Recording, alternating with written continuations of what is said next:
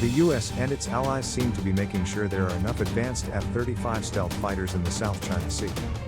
The US Navy sent one of its Nimitz-class carriers into the disputed waters earlier this week, adding to its teeth in the region in the form of F-35C Lightning II stealth fighter jets.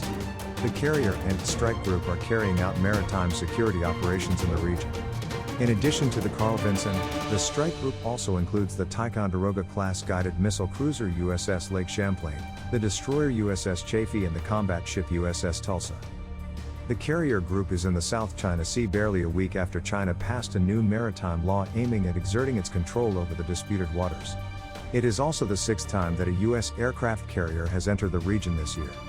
The F-35C is a variant that can carry more fuel and weaponry and is built for catapult launches and flying arrestments. The advanced stealth fighters add to U.S. military capabilities in a region where Beijing has raised the temperature with vast maritime claims and military drills designed to invade Taiwan, which it considers a breakaway province that has to be reunited with the mainland. China has steadily built up its military capability in the region, building more warships and even military bases in the Spratly Islands, which are also claimed by other littoral states. It has also used various tactics to bully other regional states, using everything from militia-operated fishing boats, Coast Guard ships, aircraft carrier groups, and intrusions by warplanes.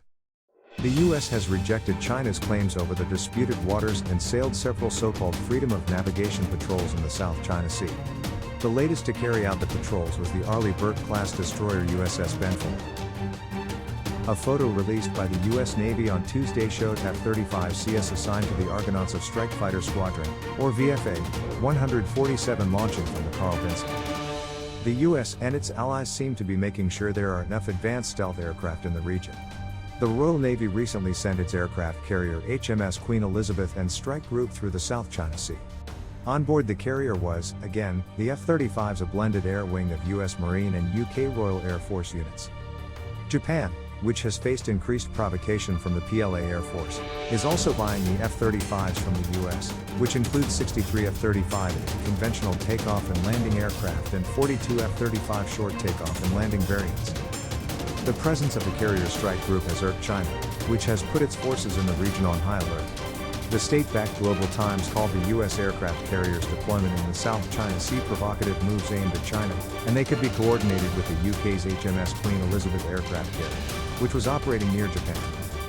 Meanwhile, the Royal Navy's carrier strike group recently carried out a joint drill with South Korea, which included F-35 fighter aircraft. The exercises were held to work seamlessly together by practicing techniques, tactics, and procedures which included mid-air refueling.